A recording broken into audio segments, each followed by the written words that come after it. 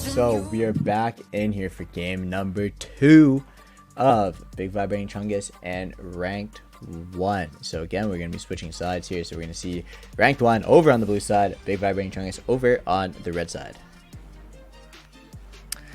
And from that last game, hopefully we see a Tristana ban. Because Please? Red F'd. We're making sure we get that right. What's the name, Joey?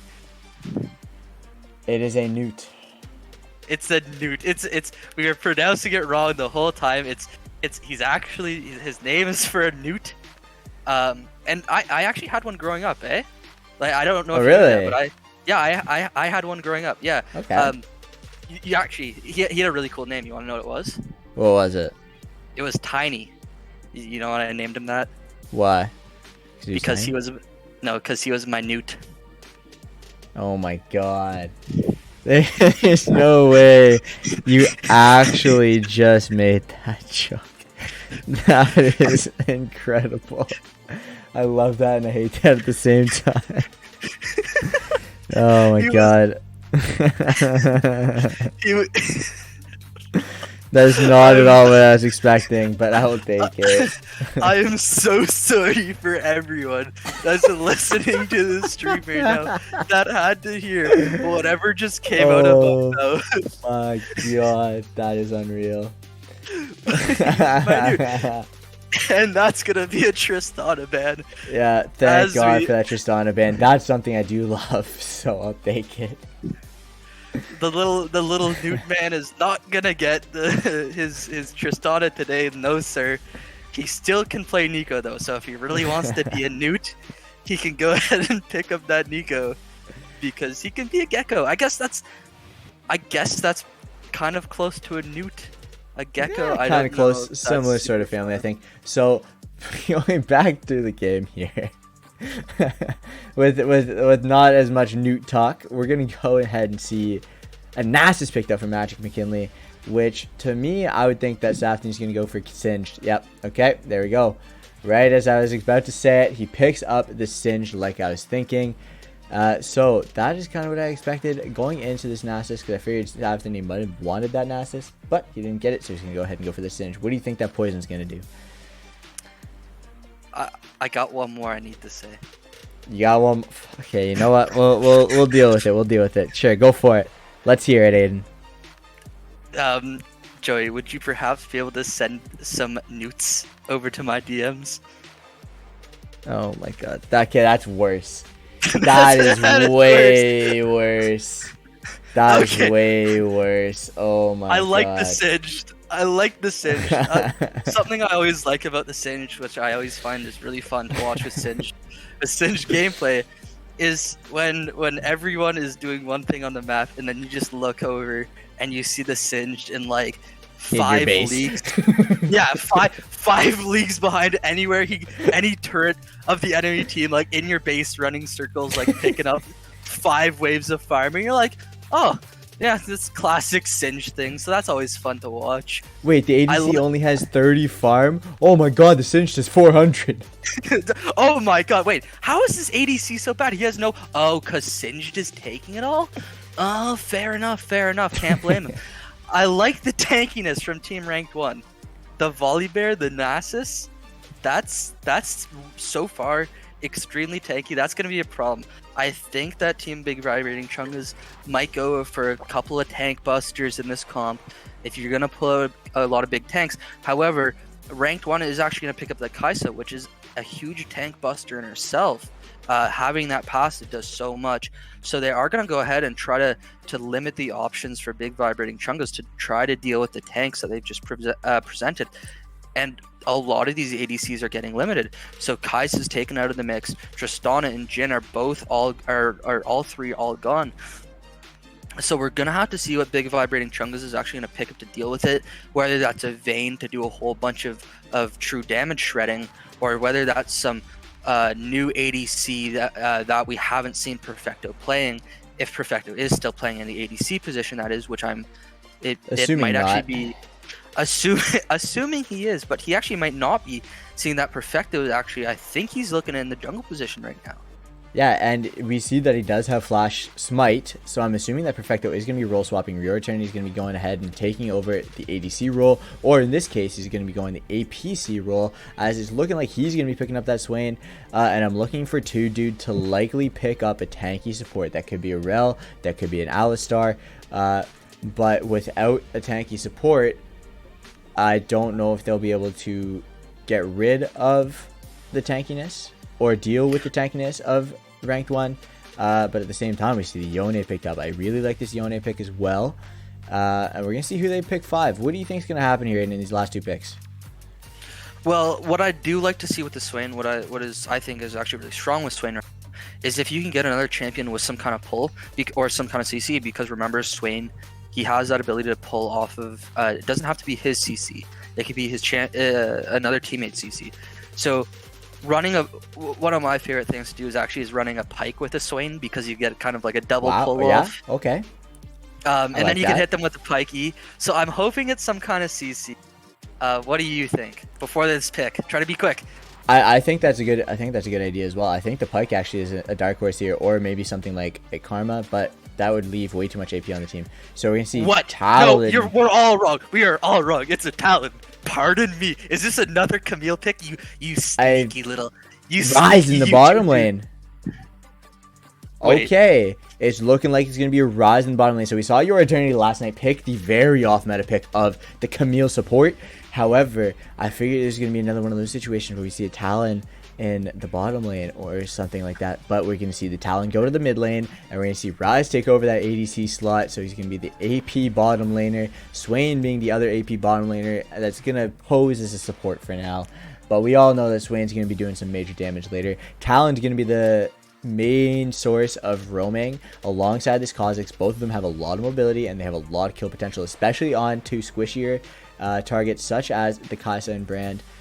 And that isolation damage from Kha'Zix is going to be incredible. We're going to see what Perfecto can do. I know that Perfecto is very comfortable on that Kha'Zix, so we're going to see what he can do in this game here. I can't wait to ban Big Vibrating Chungus for constantly picking off meta picks. No, we never ban. I love it. We've said it before. We both love the off meta picks. So thank you guys for blessing us with another very interesting game. Anytime somebody bamboozles us, it's absolutely, it's going to be a treat. The Camille game we saw last time was so much fun to watch, and it was just so ridiculous. We were having such a fun time with all of that. So the Swain and the Rise and the bot lane is just going to be an equally fun game. One thing which is super good with Rise right now, well, always since he got his new ultimate.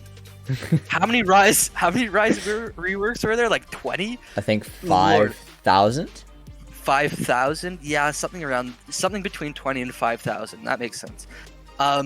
His ult is actually able to transport Herald and a whole bunch of minions. So if you want, you could take a turret with Herald, and then the second it goes down, immediately transfer him even over to another lane if you have the range to do that. So he can actually be really strong with pushing lanes if you get stuff like Herald, or if you have Baron minions, you can scoop up a whole bunch of your minions and plop them down into another lane. On the flip side, the Kai'Sa, the Brand, a whole bunch of damage coming in. The Brand especially, he doesn't even feel like a support at times. He just feels like another mid lane with the amount of damage he does. I think we are in for a very interesting game. So many amazing picks to watch with the Singed, as we talked about, being in the enemy base, doing his Singed things. Swain and Rise. Thanks for the bamboozle, boys. And then a whole bunch of tank and a whole bunch of damage on the side of ranked 1. I think that this will be a fun game to watch. I think it's absolutely going to be a very fun game to watch. I love this off meta pick, and this is an entirely different sort of thing based on the champs that are being picked. But this Rise Swain duo on the bottom lane is kind of giving me like Garen Yuumi vibes, just because it's weird. It's something you would never think of, but at the same time can be so strong. The gameplay is nowhere near, but it's just weird and it's gonna be fun. Yeah, have you seen? It never really caught on big, but it was like a Yuumi Soraka or yeah, it was Yumi Soraka, because what would happen is the Yumi would go to turret and drop herself just low enough that the Soraka would get the movement speed. You know how she has that movement speed Yep. increase? Yeah, she would drop herself just low, and then the Soraka would constantly have a movement speed buff because Wow. she was constantly running towards the Yumi. That's pretty crazy. Speaking about like weirder picks in the bottom lane, so something that we saw earlier that isn't quite as weird, but is not really something that you see in the like mid and lower elo games, is we saw a Seraphine as the ADC earlier. So we had a Seraphine Morgana bottom lane, which was very, very cool to see in my opinion, because I love Seraphine. I think she is so strong, and honestly not enough people pick her, because I don't think we've seen her banned yet, aside from the game after that game where she was playing as the ADC. So I think that it's surprising that she doesn't get banned more often, but I think that Seraphine's a very strong pick, and I think Seraphine could have even been picked this game. However, we are going to see the team comps that we do have, and I actually do have a lot of interest in what's going to be happening in this one. And the Twitch is gonna keep on a spectator delay, so a bit more technical difficulties. Oh no, don't worry, we're going. But we're going. Okay, never mind. I'm just absolutely out of my mind here. Okay, so both teams gonna set up pretty normal.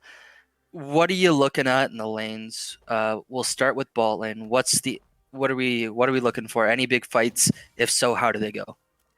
I'm looking for, again, more fireworks in the bottom lane, quite literally with the brand, because he's going to have those explosions coming out, the explosive bomb of fire that gets rained down when he gets 3 abilities. I think that's going to be a lot of literal fireworks, and on top of that, I think Tuju's is going to be throwing down a lot of lightning birds on that Swain. And I think it's going to be a pretty aggressive bottom lane, to be honest with you. So I think bottom lane is going to be one that's going to be fun to watch. The same with the mid lane. We've seen Ravedorn be really good on these aggressive champions, as well as Dante in that last game. So I'm really interested to see how the bottom side of the map goes. The top side, I think it's just going to be more of a farm fest. It's going to be Safthany trying to not let Magic McKinley farm. But at the same time, I also think it's going to be Magic McKinley trying to not let Safthany farm. So the question mark pings coming out as they all spot Safthany in their jungle, and they're like, "Oh my god!" It's starting already. It's starting already, baby. The singed plays. So we have 2 assassins in the mid lane. You talked about the fireworks in the bot lane. You touched a bit on some fights in the mid lane. Anything more on that though? Do we have? Are we gonna see more fights, or are we gonna see more of a Talon roaming to the other to other lanes to deal with that? I think early it's absolutely going to be Talon aggressive, trying to force some fights here. Talon is very, very strong early, as we're about to see. However, he's going to get in range of this turret, and he's going to actually go down. If he didn't take that turret shot, I think he would have been fine, but that turret shot is very unlucky for him. I don't know if he quite realized what the range of the turret was there, but that is very unlucky for him. And at the same time, your turn is going to get hit by the ignite and the stun, and then he might be going down. The burn might be able to get him. He lives very, very slightly. Red F flashing forward. Your turn, he might be able to make it out. Two dudes going to be coming in on the Swain. He might be able to get a kill here if he hits the ability here. Oh, nope, he's not going to hit it. He might have to flash away himself. Red F getting the kill. Red F getting the kill. 2 dudes flashing away a little bit too late. And what an absolute bit of fireworks in the bottom lane and mid lane. It's already starting. No one heard the other name. We all said Red F. We were so close. If you don't bring attention to it, you're just not going to remember it's there. It never happened. Red F. Good plays on the bot side. Good flashes. I thought it was going to look bad for him, actually, but managed to pull it off there. Now they're up 2-0. Every other lane seems to be going pretty well. Magic McKinley having a bit of trouble farming on this top side. I don't know if we cover any of the jungle.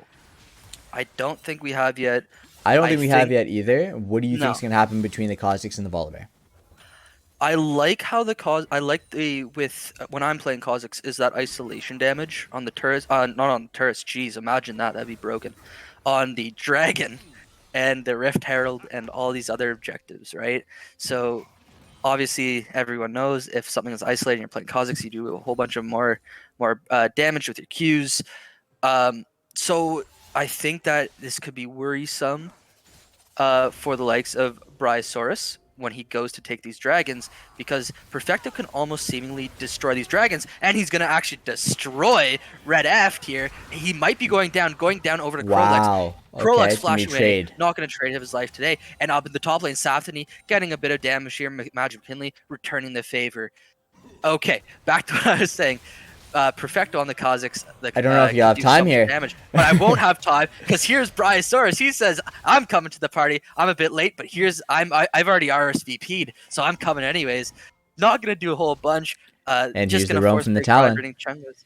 And here is the roam from the Talon. I don't know if he can actually make anything happen here, because the party is already all over. It's 12 o'clock. He doesn't have his glass slipper. It's fallen off, and he's just gonna return back to the mid lane. That he is, absolutely. So the Kha'Zix here, you're going to be able to pick up that early kill. But the thing is with Volibear, he does become very unkillable very fast if he does decide to go that full tank route. But at the same time, Singed is going to be able to just run him down, slow him down. Talon might be able to get some kills on there. But here's Perfecto in the bot lane. Dude actually gonna get caught out by Crowlex. That damage from Fantastic Perfecto plays. is incredible. And then Perfecto, you are perfect. Mio? I don't even know where I was going. You are Perfecto. I can't even say that. That seems weird to say. You're Perfecto. Like I was saying earlier, nice I know that Perfecto has some experience on the Kha'Zix, so I'm interested to see how he's going to do it. And so far, he's absolutely living up to the experience that I mentioned earlier. And living Singe up doing to that, things. he is.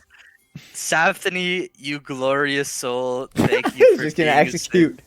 Gets him back to lane faster, doesn't even give up gold. Perfectly fine. Safthany's perfectly fine with that. Yeah, so he's gonna tell Magic McKinley, haha, I've nice dodge by Ravedorn. As I'm saying that, Dante's actually gonna go down, trade his life for that, getting just a bit too aggressive. Ravedorn walks away slowly to escape the ultimate coming up from Dante. So they're both gonna trade because of those turrets. They're both got a bit too aggressive and traded for those turrets. Not a lot of words for that one right now. Okay, TP in from Safthany. Do you think Bryosaurus can do this? Do you think Crowlex can help this? I don't think so. I think this is absolutely a free dragon over for the side of Big Vibrating Chungus. Bryosaurus office is going to get spotted out. Perfecto. Oh my god. Perfecto messes the smite up. He misses the smite, and he's going to donate the dragon over to the side of Crowlex. Doesn't realize that the burn is going to do that much damage. He smited at about 600 health. I don't think he meant to do that quite yet.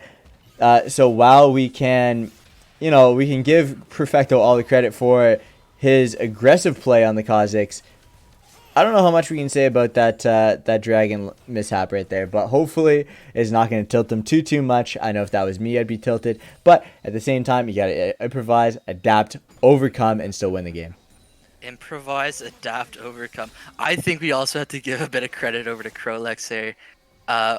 You gotta try. You miss 100% of the shots that you don't take, but Dante is gonna just go down anyways. And this is the shots that's being taken. That's and he's the going shot down. That's being taken. And another shot up top lane. Magic McKinley might actually go down to Ravedorn. Ravedorn running away. I don't think so, though. I think Magic McKinley's going to win this. The oh, never mind. Coming over from Ravedorn. You're wrong, says Ravedorn. Even without lethality, he's just able to melt through the Nasus because he does not quite have some armor yet. Rise is going to be flashing out. Perfecto coming in again. Not able to pick up Crowlex in time. Looking to get back in, but Crowlex just does so much damage that Perfecto is actually going to look at that and run away for himself. He's not going to risk his life this time. As we see that Rift Herald does in fact come up, both teams might want to start thinking about this next Rift Herald. I agree, and the Infernal Dragon in 3.5 minutes as well. Infernal Dragon in 3.5 minutes. I think right now both teams are actually looking for the Rift Herald. I think you'd agree with me on that one. Just absolutely. Since it's up right now. Teams typically you'll start to look at the dragon about 2 minutes, 1 minute and a half if you're getting a bit late for that ward coverage, especially for your support. But teams typically start to look at it. The rest of the team at least, because support lives don't matter. That's the the saddest of support. SLDM, support lives don't matter. Support lives don't matter. We're just there to drop wards. We don't get any gold, sad times. But Southany flipping and dipping onto Magic McKinley in the top lane. I can only laugh when I see Singed.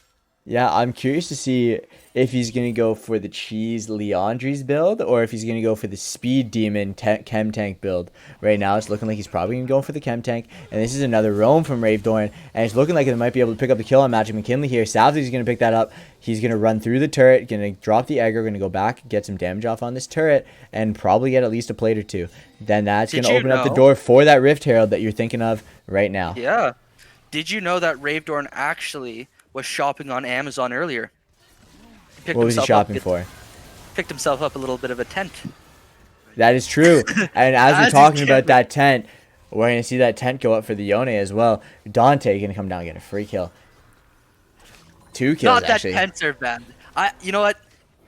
Everyone always, they get so mad when people are camping in the lane, but it's a team game. It's if you're gonna play League, if you're even especially top lane, I find that lane gets camped the most. But you know what? Absolutely. Camping's a part of League. You know what? Ravedorn has been playing this great. That's a perfect strategy, especially against Analysis. If And you this want to is camp a Analysis, Singe doing Singe things. and this is a Singe strategy. So it seems like Team Big Vibrating Chungus knows the strategies, and they're actually playing them well. And you know who knows what is Bryosaurus coming in for this mid lane gank. Dante joining in the fight. Ooh. Actually, oh my god, Ravedorn with the damage from all that camping on top lane. Roasting him on an open fire like a chestnut. Flashing away. Has no mana. Bryosaurus is so tanky though. Ravedorn, like you said, with no mana is looking for a way back in. Isn't going to get that. Bryosaurus, however, is still hanging around, trying to defend that top lane. Ravedorn, even without all that mana, all that auto-attacking damage is so big. He's going to be able to pick a plate up for himself. Absolutely. I think Ravedorn's going to be going for a little bit more of a bruiser build. We see him with the Iron Spike Whip and a Phage and a Cloth Armor.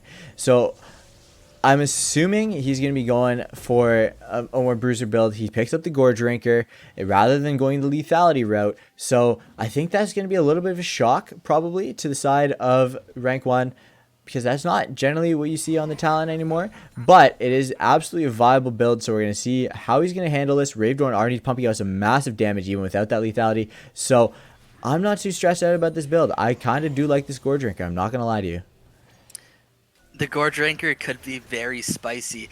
And what we talked about, Dragon being up, Perfecto taking a whole bunch of damage by Krolex. Bryosaurus over on the side fighting Ravedorn. He's got that Gore Drinker you talked about. 2 dude potentially going down, but Ravedorn's along on the side. He might be able to pick him up. Red F actually using that Blast Cone very well. Doesn't even matter, however, as Ravedorn is actually able to pick him up. Huge amount of damage up in the top lane. Magic McKinley trying to stack up on Safdany a bit too tanky. This is going to leave Team Ranked 1 open to grab this dragon as Team Big Vibrating Chungus doesn't have the manpower anymore. It's just Ravedorn. Ravedorn, however, going to flip, dodge, and parkour his way in. Going to actually land onto the Krolex. Going to take him down. Going to trade that, however, over to Ranked 1 for the Dragon. That's going to be Infernal Dragon. Red AFT now looking for the fight. Going to flash in. Going to ult in onto Ravedorn. Doing so much damage. Ravedorn! Oh my word, that damage! Where did that come from? What? Oh my god, we were talking about the lack of lethality. He's absolutely not going to need that in the slightest. Because even with the Gore Drinker, his damage is absolutely disgusting. And if we're looking at Safdyn right now, he's 2-3. Not a single death has been traded over to the enemy team. All 3 of those deaths have been executes. So he is executing the Sin strategy absolutely perfectly. Cannot complain about any of that. I'm crying. This singed, man. We're going to see Perfecto drop that Rift Herald mid, going to get a few plates into his pocket there. The Rift Herald is going to go down to Dante. However, after those few plates are donated over, Perfecto is going to be getting pretty strong here. Volibear is also going to be getting pretty strong. Bryosaur Loftus is going to be getting that Bammy Cinder. He's likely going to back soon, get some more health items. Next Dragon's on for 4 minutes. There's not a whole lot to really work around right now. So right now I'm looking to see farming, and apparently not. Maybe we're just going to see a fight in the bottom side river. Perfecto could be getting caught out. Ravedorn can't be getting caught out because he's a parkour master like Michael Scott, unable to get touched. Perfecto gonna get tagged up with Red EFT. Red Eft. Red Eft is gonna. Damn it, that Aiden. So close.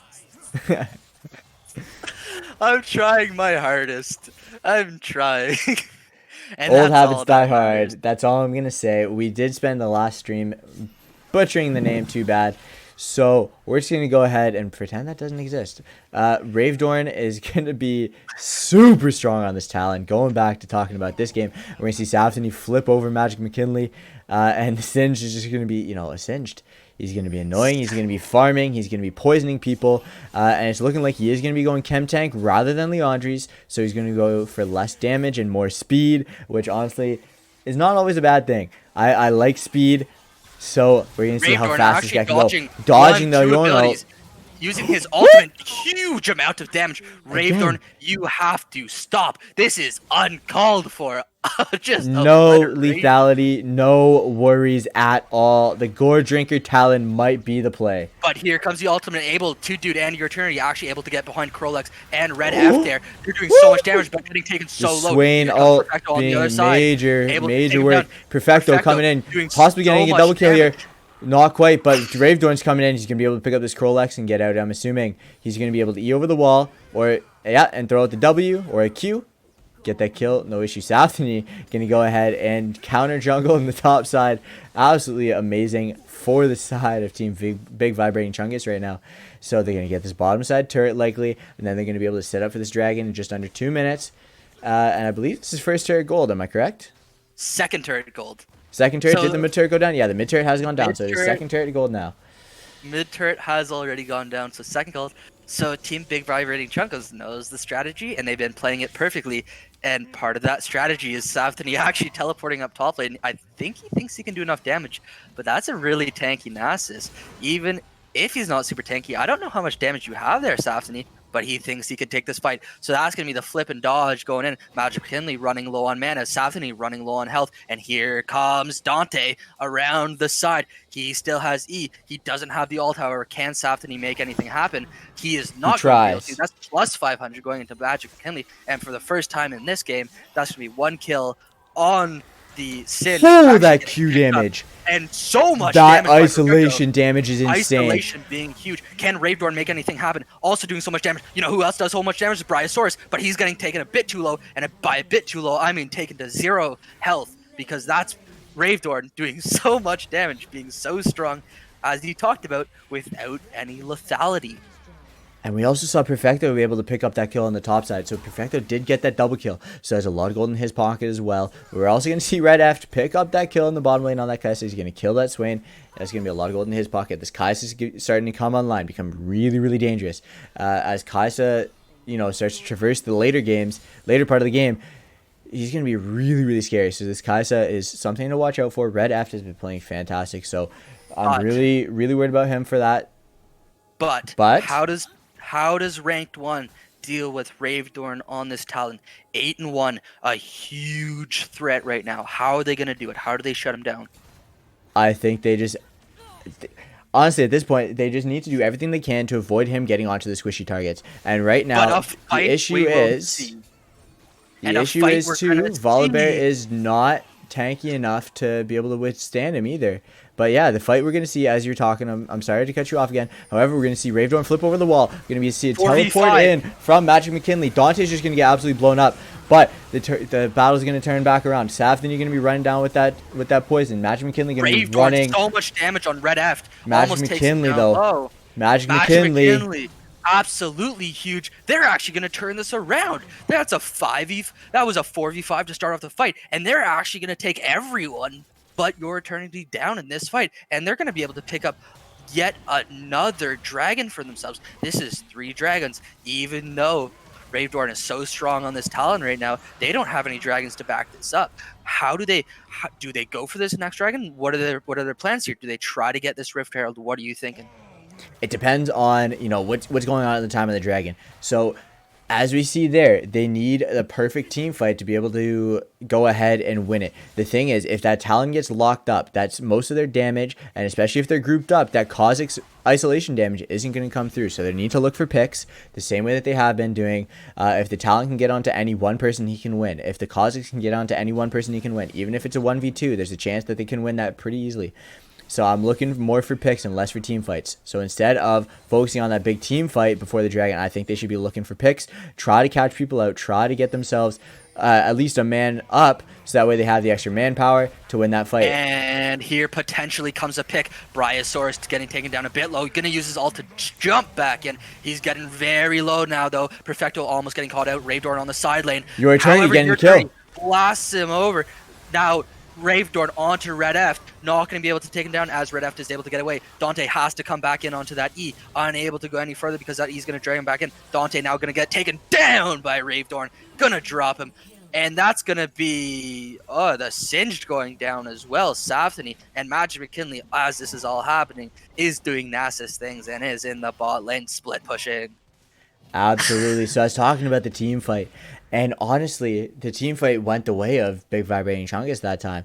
But the thing is, again, they were split. It wasn't a full group. So once they're split, I think that's where Big Vibrating Chungus is going to be able to pick off their kills. But at the same time, as you're talking about, we see Magic McKinley in the bottom lane pushing heavy. But we're also going to see Ravedorn doing some counter jungling here. So Bryosaurus is not going to be getting a whole lot here. Ravedorn's going to be taking out these Krugs at the same time. And Rio Attorney is going to be picking up that blue buff. He's going to help him with his mana issues that he's not going to seem to have right now. He does have the tier fully stacked up. So I'm not too stressed about that. But the counter jungling is going to be good. And the fact that their bottom lane just lost their tier 2 is not very good. So we're going to need to see Big Vibrating Chungus make some adjustments. I think they're still very much capable of winning this game. They are still in leading gold. While they are down in dragons, but if Ravedorn gets picked off like this, that's fine. He's going to be able to ult away, and he's perfectly fine. He has the ult, he has the E, he's able to flip. Perfectly going to be dropping that Rift Herald. I'm not quite sure why he's dropping it there. I don't think it was about to run out just yet. So it was to style. It was to style on you right now. It must have been to style. It looks like he's just going to be running down the mid lane, but I'm not quite sure if Shelly's going to be able to get this charge off. It looks like Shelly might be going down before the charge even goes down, so I think this is a little bit of a waste of a Rift Herald. And by a little bit of a waste of Rift Herald, I mean a really big waste of a Rift Herald. Again, I don't think that the timer was out there. Safthany's going to be waiting to get the flip, which is really well played. Magic McKinley going to get some help down. Perfecto going to be coming in, obliterating Red Aft. However, the isolation comes out because Dante gets into range. The teleport on to Magic McKinley. He's going to shut Magic McKinley down. Safthany going to be running away on the Singed, same as usual. Your Eternity likely going to be picking up the kill. And a whole bunch of fighting. Ravedorn says, I'm not done yet. Never mind, I am done. A bamboozle onto me. And he's just going to go ahead and pick up the Skullcraft for himself. And the teams are going to go back, try to reset, try to grab the gold. Dragon is up in a minute 30. We see Big Vibrating Chungus with actually a good amount of vision. Ranked 1 only has that control ward in the pit, so that should actually be going down very soon. Before this next fight comes, what's the win condition right now for Big Vibrating Chungus? You talked about getting picks, but if they can't get a pick, do they try to grab Red F before these fights, or do they try to grab Krolex? What do they do? Do they even try to worry about Magic McKinley right now because he's probably just going to be split pushing? Or do they maybe say, hey, Safthany, we're going to need you back, just taking care of flipping Magic McKinley away? What do you think? I think the trick is to get onto their backline somehow. So if the talent can get outside of vision, go for the flank, try to get on the backline while the front line is pushing too far forward. I think if Ravedorn can go ahead and get on the backline, get either the Kaisa or the Brand, or both if possible, I think that's going to be really, really big for them. Because the big thing is they need to prevent this soul. If team ranked 1 gets this Ocean Soul, that's going to be really scary with the Nasus, with the Volibear, with the Yone. I think that this is absolutely key. Safthany's going to be pushing a little bit forward. I'm looking for a flank from Ravedorn on the talent, or Krolex, just going to force the flash. That's a huge rise from an ultimate in. But Dante sees that and is able to actually ult. Safthany. Ravedorn actually in the backside, maybe picking up Krolex. Krolex getting taken so low, but Ravedorn in the end is actually going to be going down. This could be another dragon over to ranked 1. As this Big is going to be Ocean Soul, I think. Has to run for the hills. I think this is going to be Ocean Soul, as I was talking about, trying to look for a flank on the backside. They didn't do that. They tried to just teleport the entire team in, and it only ended up with 3. So they caught themselves off. They split themselves up, and that is not what they want. They want either everybody together, or they want to have 1 or 2 people going for looking for picks on the backside. I think that is an over-ambitious play, and I think it cost them, and Rank 1 absolutely capitalized on it. They're going to pick up this Baron, And I think they're probably going to look to get major pressure here. They might look for a couple turrets in the top lane. They might look for a couple turrets in the mid lane. But I don't think that Big Vibrating Chungus is going to be able to contest this too easily. Big Vibrating Chungus is not going to be able to contest this too easily. All the members are getting back right now, but at what time? It might be just a bit too late. Perfecto looking over the wall is getting jumped. He steals it though. Pick up the steal. He somehow steals it, but I think they might all be giving their lives for this. Perfecto smite. Bryosaurus takes. Okay, never mind. Rye's going to be absolutely obliterating Bryosaurus office. But Ravedorn going to be doing some major damage. It looks like the lethality might have been the route to go with the amount of armor coming down on the Volibear. However, at the same time, Volibear is the only one who went down. I don't see enough damage coming out right now from the Talon. We saw it early, but I think with this Gore Drinker and Sterix build, he's going to be a little bit more durable, but I don't think he's going to be able to put out the amount of damage that a lethality Talon would go. So we're going to see how that plays out in the long run. But right now, we're going to see Southern get killed by Red Eft and Krolex in the mid lane, and it's really starting to turn the other way. It's going to start turning in their favor of ranked 1, the way these last few minutes have been going. But however, we do see the Elder Dragon up in 4 minutes 25 seconds. So if Big Vibrating Chungus can go ahead, find at least a pick or two, somehow kill the backline, kill the damage dealers before that dragon's up and win that fight, I think that they can win the game. Yeah, that Elder Dragon is such a big objective. It can actually change the whole game, right? It can flip it right on its head there. And it's going to be such a big thing. If Team Ranked 1 can actually decide to go for a push before then, they lost the Baron. That could have actually been a very big play, a very big push for them. But Perfecto, with a Perfecto smite himself, actually able to steal away that Baron. And you're correct in saying that Talon, with this build, the Gore Drinker, I'm not a Talon player. I'm not exactly sure if this is the new big strategy, but he does have a bit more survivability. But at what cost? Talon isn't really a tanky champ to begin with, so adding on that survivability in favor of having a bit more burst, does that really add up? Sure, maybe that'll give you an extra second, but when you're in 5 people, oh my gosh, that sounds terrible. Not when you're in 5 people. when you're in the middle of a team, and you're getting locked up as Talon. Okay, Perfecto's looking to get killed, but he might be getting killed as well. Big shutdown gold, though. Big traits. But yeah, when you're in the middle of a team with Talon, when you're going to use your ult, if you're going to jump in, is that really going to save you? Is that Gore Drinker going to be enough? Safney, is anything going to save you right now? You are so fast. The Ghost, the ult are going to get him out. The Chem Tank, Safney is so fast. Me tank, me go fast, me singed. Get me out of here.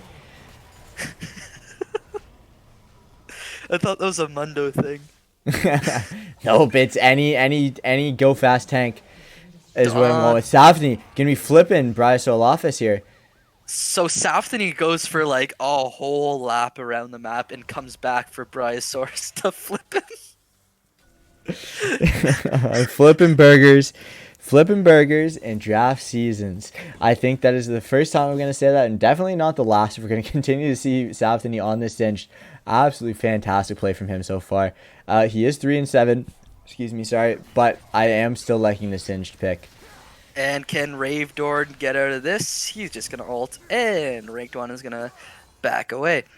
Okay, 2 big objectives coming in here. We have the Baron in 230, and we have the Elder Dragon 140.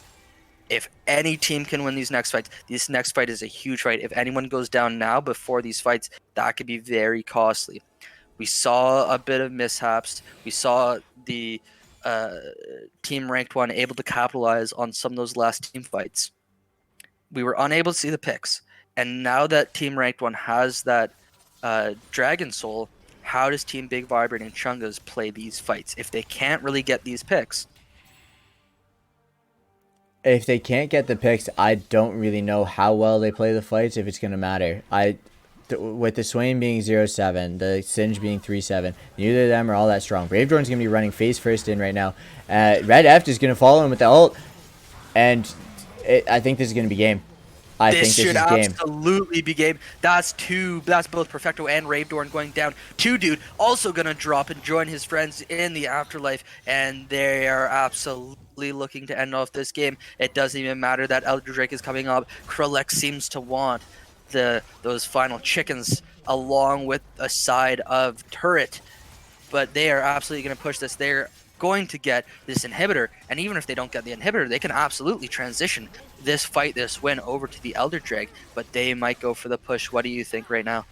I think they're going to pull off of this Elder Dragon. So they're going to go pick up this Elder Dragon, then likely go pick up the Baron after for free. Then they have both buffs, and then they're just going to make a charge down that mid lane and go ahead and end the game. I think there is still a possibility that Big Vibrating Chungus can win. I just think that at this point, the chances are so low with the fact that Ranked 1 is going to be picking up this Elder Dragon and likely the Baron as well. However, we do see Perfecto coming in, and he did manage to steal the Baron. If he can steal this Elder Dragon, that's giving them a high chance.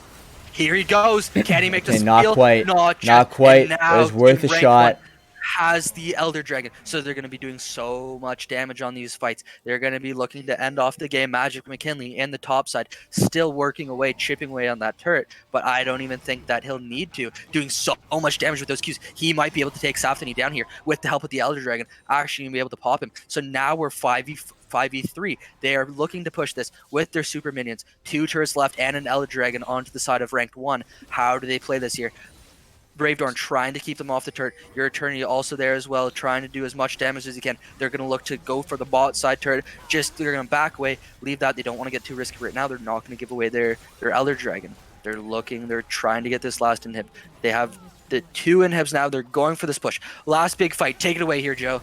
I think that this is going to be game. Ravedorn's going to do everything he can, but with the double assassin team comp, I don't think there's a whole lot you can do, because even with the tank stats from the items, Talon is still too squishy base. So I think he's too squishy and he doesn't do enough damage, especially when he doesn't have the assassin style items. And we just see a team Ranked 1 just roll over that team fight. Safthany's going to try, but he's not going to be getting any success in that. Magic McKinley just adding insult to injury, trying to get that other inhib. And the rest of his teams can go ahead and take down that Nexus. 2-0 for the side of Team Ranked 1. Moving into rank number 1 for themselves in this tournament.